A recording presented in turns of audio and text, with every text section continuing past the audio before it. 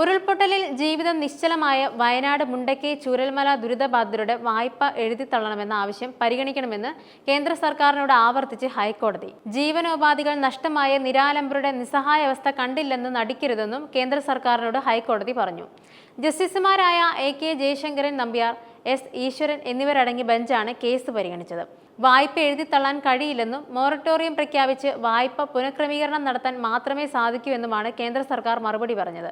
മുഖ്യമന്ത്രി കൂടി പങ്കെടുത്ത SLBC യോഗത്തിന്റെ തീരുമാനപ്രകാരം RBI ചട്ടങ്ങളനുസരിച്ചാണ് തീരുമാനത്തിലെത്തിയതെന്നും കേന്ദ്രം വ്യക്തമാക്കി. എന്നാൽ ഇതിനെ സംസ്ഥാന സർക്കാർ എതിർത്തു. വായ്പ എഴുതിത്തള്ളണമെന്നാണ് LLBC യോഗം തീരുമാനമെടുത്തതെന്നും സംസ്ഥാന സർക്കാർ കോടതിയിൽ വ്യക്തമാക്കി. മുഖ്യമന്ത്രിയും ഉദ്യോഗസ്ഥരും ബാങ്ക് വായ്പകൾ എഴുതിത്തള്ളണമെന്നാണ് ആവശ്യപ്പെട്ടത്. ഇതിന്റെ രേഖകളും സംസ്ഥാന സർക്കാർ ഹാജരാക്കി. വായ്പ എഴുതിത്തള്ളാൻ നിയമത്തിൽ വ്യവസ്ഥയുണ്ടെങ്കിലും ദേശീയ ദുരന്ത നിവാരണ അതോറിറ്റിയുടെ അനുമതി കൂടി വേണ്ടതുണ്ടെന്ന് കേന്ദ്ര സർക്കാർ പറഞ്ഞു. വായ്പകൾ എഴുതിത്തള്ളാൻ ബാങ്കുകളെ നിർബന്ധിക്കരുതെന്നും സുപ്രീം കോടതി ഉത്തരവുണ്ടെന്നും കേന്ദ്ര സർക്കാർ അറിയിച്ചു. എന്നാൽ വായ്പ പൂർണ്ണമായും എഴുതിത്തള്ളുന്നത് ബാങ്കുകളുടെ വിവേചനാധികാരമാണെന്ന് ഹൈക്കോടതി ഓർമ്മിപ്പിച്ചു. കേരള ബാങ്ക് വായ്പ എഴുതിത്തള്ളാൻ തീരുമാനിച്ചെങ്കിൽ മറ്റ് ബാങ്കുകൾക്കും അക്കാര്യം പരിഗണിക്കാൻ സാധിക്കുമെന്നാണ് കോടതി നിലപാടെടുത്തത്.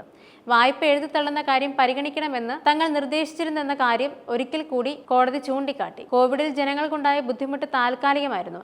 എന്നാൽ വയനാട് ദുരന്തത്തിൽപ്പെട്ടവർക്ക് സംഭവിച്ചത് അങ്ങനെയല്ലെന്നും കോടതി പറഞ്ഞു. വയനാട് ദുരിതബാധിതരുടെ ജീവനോപാധി തന്നെയാണ് ഇല്ലാതായത്.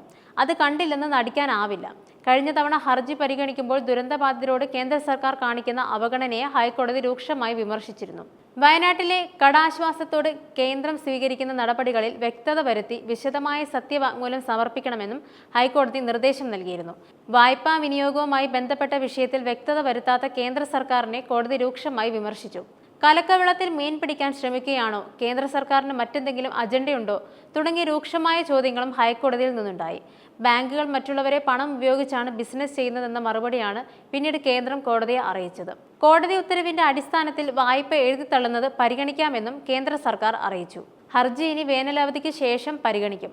കഴിഞ്ഞ ജൂലൈ 30-ന് വയനാട്ടിലുണ്ടായ മണ്ണിടിച്ചിൽ ദുരന്തത്തിൽ മുണ്ടക്കൈ ചൂരൽമല മേഖലകൾ ഏതാണ്ട് പൂർണ്ണമായും തകർന്നിരുന്നു. നൂറുകണക്കിന് ആളുകൾക്ക് പരിക്കേറ്റ ഈ ദുരന്തത്തിൽ 298 പേർ മരിക്കുകയും 32 പേരെ കാണാതാവുകയും ചെയ്തു. ചൂരൽമല ദുരന്തബാധിതരുടെ വായ്പ എഴുതിത്തള്ളുന്നതിൽ കേന്ദ്ര സർക്കാരിന്റെ ക്രൂരമായ നിലപാടാണ് കോടതിയിൽ കണ്ടതെന്നും റവന്യൂ മന്ത്രി K രാജൻ പറഞ്ഞു. ചൂരൽമല നിവാസികളുടെ തലയിൽ ഇടുത്തി പെയ്യും പോലെയാണിതെന്നും മന്ത്രി മാധ്യമങ്ങളോട് പറഞ്ഞിരുന്നു. കേരളത്തെ ഒരു തരത്തിലും മുന്നോട്ട് നയിക്കില്ലെന്നാണ് കേന്ദ്ര നിലപാട്. പച്ചക്കള്ളമാണ് കേന്ദ്രത്തിന്റെ അഭിഭാഷകൻ ഹൈക്കോടതിയിൽ പറഞ്ഞത്.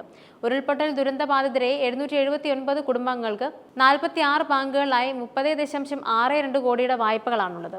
കേരള ബാങ്കിന്റെ മാതൃകയിൽ ബാങ്കുകൾ വായ്പകൾ എഴുതിത്തള്ളണമെന്നാണ് സ്റ്റേറ്റ് ലെവൽ ബാങ്കേഴ്സ് സമിതിയിൽ മുഖ്യമന്ത്രി ആവശ്യപ്പെട്ടത്. അത് ദുരന്തബാധിതരിൽ ഒരു സുരക്ഷിതത്വ ബോധം സൃഷ്ടിക്കുമെന്നും മുഖ്യമന്ത്രി ചൂണ്ടിക്കാട്ടിയിരുന്നു.